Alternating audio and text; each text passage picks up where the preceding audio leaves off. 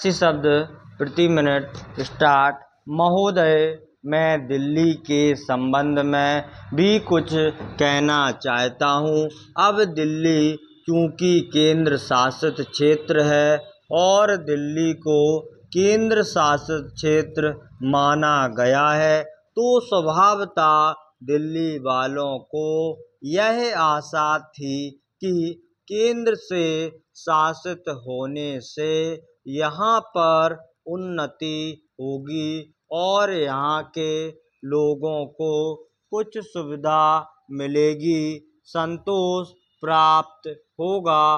किंतु मैं यहाँ देख रहा हूँ और लोगों में भी यह भावना बढ़ती जा रही है कि जब से यह केंद्र शासित क्षेत्र हुआ है, तब से शासन में निरंकुशता आने लगी है और लोगों की ओर ध्यान कम दिया जाने लगा है। इसलिए मैं यह कहना चाहता हूँ कि दिल्ली प्रशासन के पुनर्गठन के ऊपर पुनः जोर दिया जाना चाहिए और हो सके तो उसके लिए एक समिति बैठा दी जाए और उसके लिए सोचा जाए कि दिल्ली का प्रशासन किस तरह का होना चाहिए। मैं चाहता हूँ दिल्ली के प्रशासन के संबंध में आप विचार करें।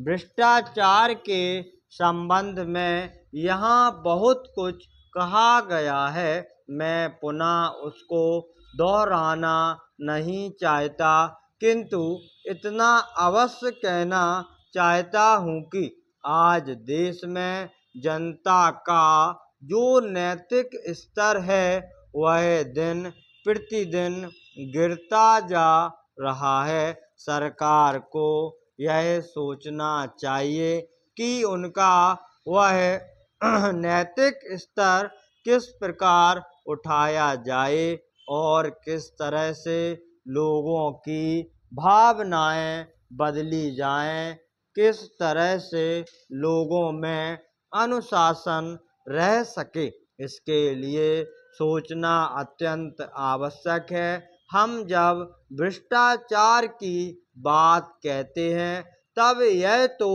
सभी मानते हैं कि भ्रष्टाचार है और इसमें कोई दो राय नहीं है कि भ्रष्टाचार मौजूद है। छोटे से अधिकारी से लेकर बड़े अधिकारी तक यह फैला हुआ है।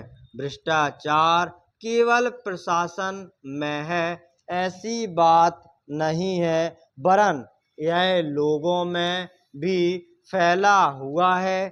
जब करों की अदायगी का प्रश्न आता है तब लोग दो दो खाते बना लेते हैं और आयकर की चोरी करने का प्रयत्न करते हैं और कर से बचने के लिए भ्रष्टाचार करते हैं।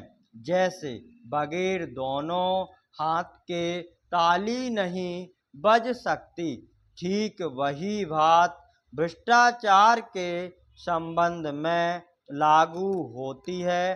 भ्रष्टाचार के निवारण के लिए जितना अधिकारियों का कर्तव्य है, उतना ही कर्तव्य जनता का है।